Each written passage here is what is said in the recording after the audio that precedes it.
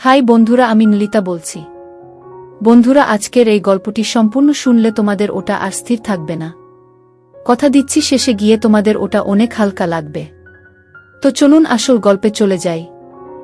যখন আমি শহরে আসলাম তখন আমার খালার বাড়িতে থাকতে হয়েছিল। আমার খালাতো বোন, যে আমার থেকে বয়সে ছোট, তার সঙ্গে একই ঘরে থাকতাম। প্রতিদিন যখন কাজ থেকে ক্লান্ত হয়ে এসে আমি আমার বিছানায় শুয়ে পড়তাম, আর সে আমার পাশে ঘুমাতো। সেই রাতে বাড়ি ফিরতে একটু দেরি হয়ে গিয়েছিল। বাড়িতে ঢুকে বিছানায় গিয়ে শুয়ে পড়লাম, চোখ বন্ধ করে বিশ্রাম নিচ্ছিলাম। কিছুক্ষণ পর সে এসে আমার পাশে বসল, নিঃশব্দে মাথায় হাত বুলিয়ে দিল। তারপর ধীরে ধীরে আমার পায়ের কাছে বসে শান্তভাবে পা ম্যাসাজ করতে লাগল। সে আমাকে বলল, যতক্ষণ না তুমি পুরোপুরি আরাম পাচ্ছ, আমি তোমার পাশে আছি। এই বলে সে আমার পা ম্যাসাজ করতে থাকল। তারপর সেদিন সকালে পূজা আর আমি দুজনেই বাড়িতে ছিলাম।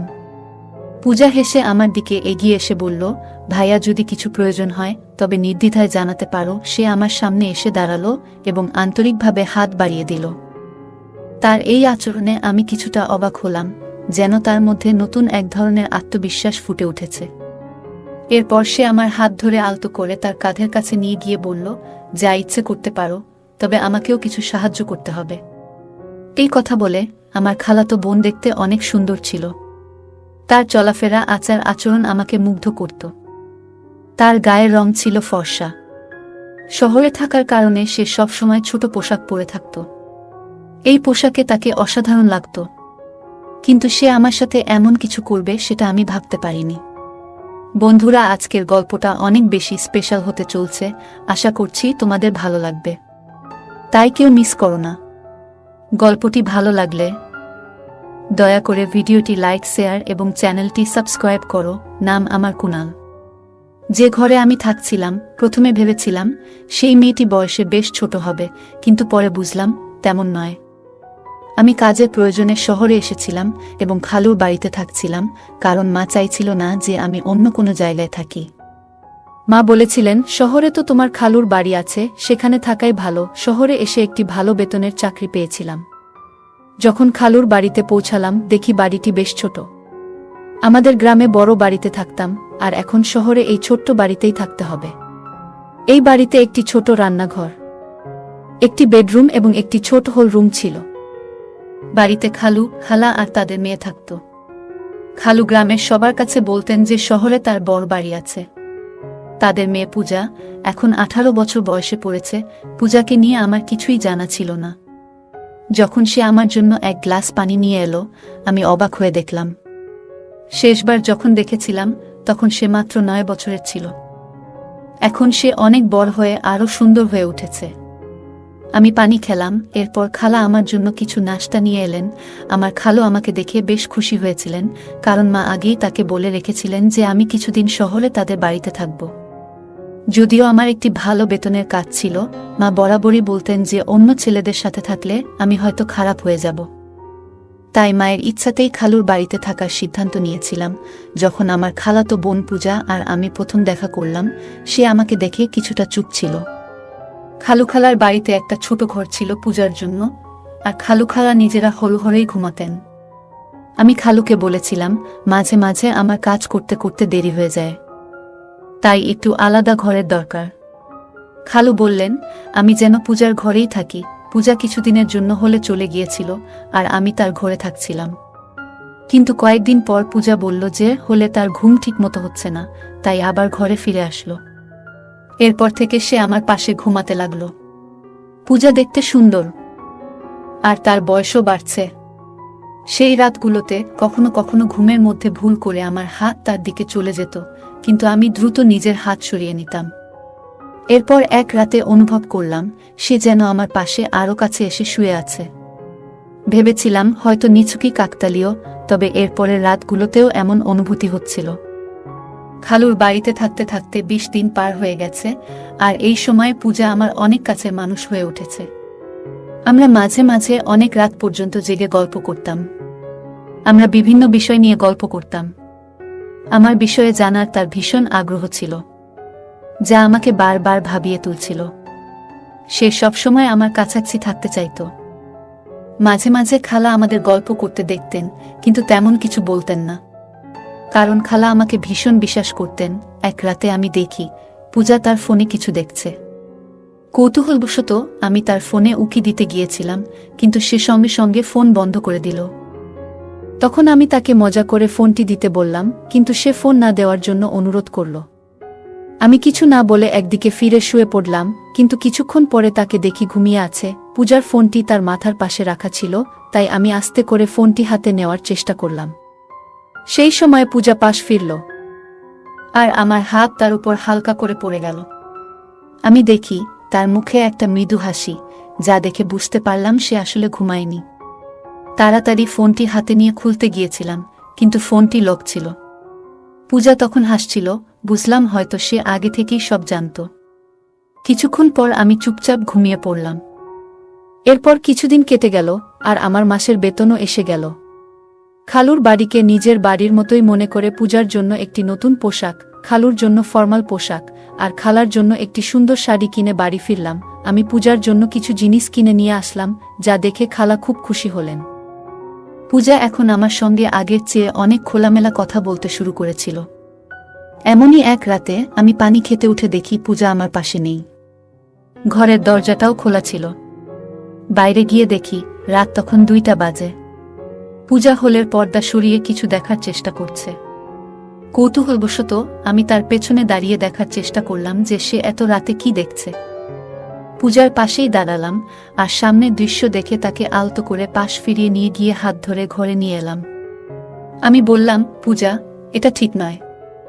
রাতে মা বাবার ব্যক্তিগত সময়ে উকি মারা মোটেই সঠিক নয়। পূজাকে এইভাবে দেখায় আমার একটু বিরক্ত লাগলো, আর সে দ্রুত ক্ষমা চেয়ে বলল, ভাইয়া, দয়া করে এই বিষয়টি নিয়ে কাউকে বলো না।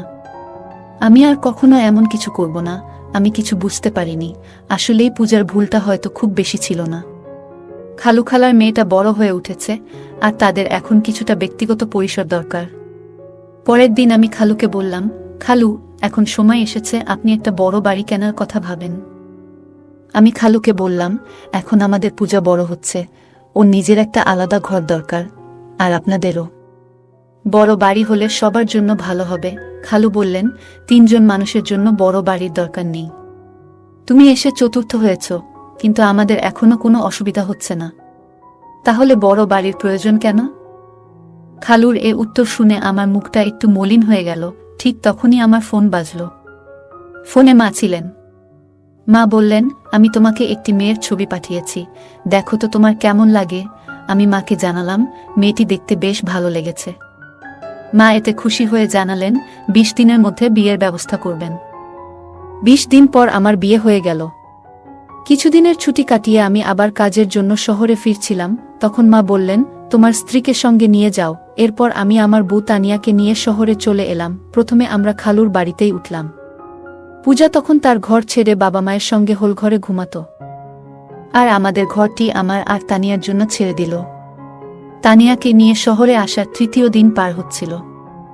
এরপর হঠাৎ এক রাতে কিছু অপ্রত্যাশিত ঘটনা ঘটল। আমি যখন আমার স্ত্রী তানিয়া পাশে ঘুমাচ্ছিলাম, হঠাৎ দেখি হল থেকে কেউ উকি দিচ্ছে।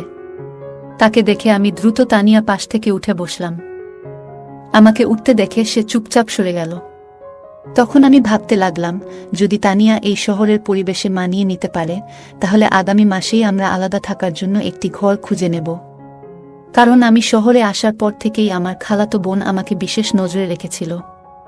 কিন্তু জানি না কেন, কিন্তু 5 দিনের মধ্যেই তানিয়া শহরটিকে অপছন্দ করতে শুরু করল। সে বলল, আমি এখানে বেশি দিন থাকতে পারবো না। গ্রামে থাকার অভ্যাস আছে আমার। এখানের পানি, এখানের বাতাস, কিছুই আমার ভালো লাগছে না। হঠাৎ করেই তানিয়ার শরীর খারাপ হতে লাগলো। অনেকদিন ধরে শহরের পানিতে আমার কোনো সমস্যা হয়নি, কিন্তু তানিয়ার শারীরিক অবস্থা খারাপ হতে শুরু করল। তাই সে গ্রামে ফিরে যেতে চাইল, আর আমি তার শারীরিক অবস্থার কথা ভেবে তাকে গ্রামে পাঠিয়ে দিলাম। এরপর আমি খালুর বাড়িতে একাই থাকতে শুরু করলাম। তানিয়ার প্রতি আমার যতটা ভালোবাসা থাকার কথা ছিল, ঠিক ততটা যেন অনুভব করছিলাম না। তার ছবি দেখে যেমন ভেবেছিলাম, বাস্তবে তেমনটা ছিল না। বিয়ের সময় তাকে দেখেছিলাম খুবই আকর্ষণীয়, কিন্তু বিয়ের পর মেকআপ ছাড়া দেখলে তাকে কিছুটা আলাদা লাগত। আমার স্বপ্নের মতো ছিল না। তবে সে অনেক ভালো এবং নির্ভরযোগ্য, তাই ওর সঙ্গে জীবন কাটানোর সিদ্ধান্ত নিলাম। তানিয়া গ্রামে চলে যাওয়ায় আমার জন্য পরিস্থিতি একটু স্বাভাবিক হয়ে গেল। আমি শহরে কাজ করছিলাম, আর একা থাকার জন্য আলাদা খরচ করার প্রয়োজন মনে করিনি। মায়ের ইচ্ছাতেই খালুর বাড়িতে থেকে যেতেই মনে হলো ভালো। তানিয়া যাওয়ার পর 3 দিনের ছুটি নিয়ে বিশ্রাম নিলাম, কারণ কাজের চাপে বেশ ক্লান্ত হয়ে পড়েছিলাম। ছুটির দিন সকালে খালু তার কাজে বেরিয়ে গেলেন, আর খালাও প্রতিদিনের মতো তার অফিসে চলে গেলেন। সেদিন সকালে পূজা আর আমি দুজনেই বাড়িতে ছিলাম। নাস্তা করার পর আমি আমার ল্যাপটপ নিতে শোবার ঘরে যাচ্ছিলাম। ঘরের দরজায় কোনো কপাট ছিল না, তাই দরজা সবসময় একটু খোলা থাকত। সেদিন আমি খোলা দরজার ফাঁক দিয়ে দেখলাম পূজা নিজের পোশাক পরিবর্তন করছে। তার উজ্জ্বল গায়ের রং দেখে কিছুক্ষণের জন্য আমার দৃষ্টি আটকে গেল। তখন ভাবলাম, কোথায় আমার শ্যামলা তানিয়া বউ আর কোথায় এই পূজা? দুজনের মধ্যে যেন একেবারেই মিল নেই। এতদিন পূজা আমার আশেপাশেই ছিল, কিন্তু কখনো তাকে এভাবে দেখিনি। তার উজ্জ্বল গায়ের রং দেখে এক মুহূর্তের জন্য মনে হলো ভাগ্য যেন আমার সঙ্গে একটু খেলা করছে। তারপর তার কালো লম্বা চুলের দিকে তাকালাম, যা আমার মনে এক অদ্ভুত সাড়া জাগিয়ে তুলল। কিছুক্ষণ পর আমি যখন ঘর থেকে বের হলাম, তখনও তাকে দেখছিলাম, আর মনে হচ্ছিল সে সত্যিই অসাধারণ সুন্দর। খালুখালা সাধারণ মধ্যবিত্ত হলেও পূজার সৌন্দর্য যেন তাকে আরও আকর্ষণীয় করে তুলেছিল। সেদিন রাতে পূজা আমার ঘরে এসে বলল, ভাবি তো গ্রামে চলে গেছেন, এখন আমি আবার আমার ঘরে শান্তিতে শুতে পারব। সে আর হোল ঘরে শুতে চায়নি, তাই আমি তাকে আগের মতো আমার ঘরেই শোয়ার অনুমতি দিলাম। সেই রাতে ঘরে অন্ধকার ছিল, আর কিছুক্ষণ পর আমি শুনলাম কারো পায়ের শব্দ। ঘরের আলো জ্বালিয়ে দেখি পূজা তার আলমারির পোশাকের কাছে দাঁড়িয়ে আছে। আমি তার কাছে গেলাম, কোনো কথা না বলে আমার শার্ট খুলে রেখে দিলাম, তারপর আলো নিভিয়ে শুয়ে পড়লাম। মনে হলো পূজাও হয়তো পোশাক বদলানোর জন্য দাঁড়িয়েছিল, তাই আলো নিভিয়ে দিয়েছিলাম। কিছুক্ষণ পর আবার একবার আলো জ্বালালাম, তখন দেখলাম পূজা ছোট পোশাকে দাঁড়িয়ে আছে। তাকে এভাবে দেখে আমি একটু লজ্জা পেলাম। তারপর আবার আলো বন্ধ করে ঘুমিয়ে পড়লাম। সে সবসময় ছোট পোশাক পরত, যা তাকে অসাধারণ লাগত। পরের দিনও আমার ছুটি ছিল, কারণ আমার পুরো 3 দিনের ছুটি ছিল। তখন আমার এক বন্ধু প্রস্তাব দিল, চলো আজ কোথাও ঘুরতে যাই। দুপুরে আমরা বের হলাম, আর তখনই একটি দামি ক্যাফেতে পূজাকে বসে থাকতে দেখলাম। তার বন্ধুরা বেশ অভিজাত সাজে বসেছিল, আর পূজা অন্য ধরনের পোশাক পরেছিল। এরপর আমি উঠে গিয়ে পূজার সাথে দেখা করলাম এবং জিজ্ঞাসা করলাম, এটা কি হচ্ছে? সে আমাকে তার এক বন্ধু থেকে আলাদা করে নিয়ে বলল, কুনাল, আমি আজ রাতে তোমার সব প্রশ্নের উত্তর দেব। তুমি এখন এখানে থেকে চলে যাও প্লিজ। আর হ্যাঁ, আমি না বলা পর্যন্ত চুপ থাকো। এরপর রাতে খালুখালা ঘুমিয়ে যাওয়ার পর আমি পূজার কাছে গেলাম এবং জিজ্ঞাসা করলাম, আচ্ছা এখন বলো। পূজা বলল, এটা হলো উচ্চমানের জীবনের কিছু অংশ। কেন? আমি কি এভাবে থাকতে পারি না? পূজা 18 বছরের একটি মেয়ে হলেও তার কথাবার্তা ও আচরণে এক ধরনের পরিবর্তন লক্ষ্য করলাম। কথা বলতে বলতে সে আমার আরও কাছে চলে আসে। আমার বিয়ের পর থেকে আমি অনুভব করেছি যে এক নারীর সঙ্গ কতটা বিশেষ, আর পূজাকে কাছে পেয়ে আমি যেন একটু বিভ্রান্ত হয়ে পড়লাম। তবে নিজেকে সামলে নিয়ে আমি তাকে কিছুটা দূরে সরিয়ে দিলাম। সেদিন রাতে আমি তাকে দূরে রেখেই শুয়ে পড়লাম এবং সকালে উঠার আগেই ঘর থেকে বেরিয়ে গেলাম। আমি বসার ঘরে বসে সকালে নাস্তা করছিলাম, তখন দেখলাম পূজা একটু অস্বাভাবিকভাবে হাঁটছে। বুঝতে পারছিলাম না কেন সে এমনভাবে হাঁটছে। মনে হলো হয়তো তার পায়ে কিছু হয়েছে। যখন খালা পূজাকে এভাবে হাঁটতে দেখলেন, তিনি জিজ্ঞাসা করলেন, পূজা, তুমি এমনভাবে হাঁটছো কেন? পায়ে কিছু হয়েছে নাকি? পূজা সরাসরি আমার দিকে তাকিয়ে বলল, কুনালি ভালো জানে আমার পায়ের কি সমস্যা হয়েছে। তার এভাবে ইঙ্গিত করায় আমি কিছুটা বিব্রত বোধ করলাম, কারণ আমি নিজেই জানতাম না কেন সে আমাকে এভাবে বলল। এরপর আমি খালাকে বুঝিয়ে বললাম যে রাতে শুতে গিয়ে পূজার পা হয়তো বিছানার কোণে লেগে গিয়েছিল। পূজা সকাল থেকে আমাকে খুব অদ্ভুত দৃষ্টিতে দেখছিল। আমি ভাবলাম খালা কাজের জন্য বেরোলেই তাকে জিজ্ঞাসা করব কেন সে এমন মিথ্যে বলেছিল। সে তখন বলল, আজ তো শুধু মায়ের সামনে এমন হাঁটছিলাম, কাল বাবার সামনেও একইভাবে হাঁটব। আমি আরও অনেক কিছু করতে পারি, যদি তুমি আমাকে আমার ইচ্ছামতো কিছু না দাও। আমি পূজাকে বললাম, যখন তোমার এমন কিছু প্রয়োজন নেই, তখন কিভাবে তোমায় আমি কিছু দিতে পারি? পূজা আমার দিকে এগিয়ে এসে হেসে বলল, যা প্রয়োজন তা চাইলেই নিতে পারো। সে আমার সামনে দাঁড়িয়ে হাত বাড়িয়ে দিল। তার আচরণে আমি একটু অবাক হলাম। এরপর সে আমার হাত ধরে আলতো করে তার কাঁধের কাছে নিয়ে গেল এবং বলল, তোমার যা ইচ্ছা করতে পারো, তবে আমাকে কিছু সাহায্য করতে হবে। হঠাৎ মনে পড়ল, হয়তো গত রাতে পূজা আমার কাছ থেকে কিছু আর্থিক সাহায্য নিতে চেয়েছিল, কিন্তু আমি তখন কিছু বলিনি। এখন তার কথায় মনে হলো সে আসলেই কিছু সহযোগিতা চাচ্ছে। আমি শান্তভাবে বললাম, এভাবে চাওয়াটা ঠিক নয়, কিন্তু সে আমার কথা শুনতে আগ্রহী নয় বলে মনে হলো এবং পুনরায় আমার দিকে হাত বাড়ালো। পূজা বলল, এখন আমাদের মাঝে আর কেউ নেই, তুমি যা চাও নিতে পারো। সে কথা বলছিল, তখন হঠাৎ দরজায় খালা এসে হাজির। খালা বললেন, পূজা, এসব কি করছো? পূজা বলল, আমি কি কিছু ভুল করছি? আমি চাই ভালোভাবে বাঁচতে, তাই যা প্রয়োজন সেটাই করছি। আপনি কি আপনার ম্যানেজারের সাথে এমন কিছু করেন না এবং তাতে টাকা নেন না? আমি সবই দেখেছি। আমিও চাই এই বাড়িতে নিজের উপার্জনের পথ খুঁজে নিতে। তাই এতে ভুল কি? খালা পূজার কথায় চিৎকার করে বললেন, তুমি একদম বোকা। বড়দের সাথে কিভাবে কথা বলতে হয় সেটুকুও জানো না। খালা পূজার মুখ বন্ধ করার জন্য তার দিকে এগিয়ে আসছিলেন, তখন আমি তাকে থামালাম। আমি খালাকে জিজ্ঞাসা করলাম, পূজা যা বলছে সেটা কি সত্য? খালা মাথা নিচু করে চুপ থাকলেন, কিছু বলতে পারলেন না। তখন আমি বললাম, খালা, আপনি কি জানেন এসব দেখে পূজা কতটা প্রভাবিত হয়েছে? আমি এই বাড়িতে আসার পর একবার নয়, দুবার পূজাকে আমার পকেট থেকে টাকা নিতে দেখেছি। শুধু একবার নয়, একাধিকবার আমার টাকা হারিয়েছে। হয়তো আপনাদের আচরণের কারণেই সে এমন করছে। আমি সবসময় শান্ত থাকতাম, এই পরিবারের কোনো সদস্যের উপর কখনো সন্দেহ করিনি। তবে এখন মনে হচ্ছে পূজার এই সমস্যার স্থায়ী সমাধান করা জরুরি, কারণ তার অবস্থা দিন দিন খারাপের দিকে যাচ্ছে। পূজাকে টাকা নিতে দেখার পর থেকেই আমি তার দিকে নজর রাখছিলাম। সে এখন আমার সামনে আর টাকার জন্য চেষ্টা করতে পারছে না, তবে জানতাম না সে এমন কোনো পথ বেছে নেবে। এবার সত্যিটা বলুন, খালু যখন বাইরে থাকেন তখন আপনারা দুজন কি করেন? আমার প্রশ্নে খালা কেঁদে ফেললেন এবং বললেন, দয়া করে শান্ত থাকো, আর তোমার খালুকে এসব কিছু বলো না। আমি একবার কোম্পানির এক সহকর্মীকে কাজে সাহায্য করতে গিয়েছিলাম। তারপর থেকে তার নজর আমার দিকে পড়ে এবং আমাদের মধ্যে সম্পর্ক তৈরি হয়। এই সম্পর্ক শুধুই টাকার কারণে। তোমার খালুর কাছে টাকা থাকলেও তিনি আমাদের ঠিকমতো খুশি রাখতে পারেন না, এমনকি নিজের প্রয়োজনেরও খেয়াল রাখেন না। তাই কোম্পানির ম্যানেজার থেকে যে অর্থ পাই তা দিয়ে আমি আর পূজার প্রয়োজন মেটাই। তোমার খালুর শহরে আরেকটি বড় বাড়ি আছে, তবে সেটি ভাড়া দিয়ে তিনি কিছু আয় করেন। খালা বললেন, তোমার খালুর সাশ্রয়ী মনোভাবের কারণে আমাদের এমন ছোট্ট একটি ঘরে মানিয়ে নিতে হয়েছে। এতে আমাদের জীবন কঠিন হয়ে উঠেছে, তবে এখন আমার ভুল বুঝতে পেরেছি। তারপর খালা পূজার দিকে তাকিয়ে বললেন, পূজা, আমাকে ক্ষমা করো। আমি আজ থেকে চাকরি আর ম্যানেজারের সাথে সম্পর্ক ছেড়ে দেব। পূজা বলল, মা, আমি ইচ্ছে করেই এসব করেছি যাতে আপনি এই পথ ছেড়ে দেন। যখন কুনাল দাদাভাই আমাকে টাকার জন্য সন্দেহ করেন তখন তাকে পুরো সত্যটা বলেছিলাম। আপনি নিজের কর্ম নিয়ে ভাবেননি, আর আমার চোখ খুলে দেওয়ার জন্য কুনাল দাদাভাইয়ের প্রতি আমি কৃতজ্ঞ। আজ আপনি যেমন নিজের ভুল বুঝলেন, আমিও আমার ভুল বুঝেছি পূজা, এবং আমি মিলেই খালাকে তার ভুলের কথা মনে করিয়ে দিলাম। আমিও তাকে বোঝালাম এবং একটি ছোট্ট পরিকল্পনা সাজানোর পরামর্শ দিলাম।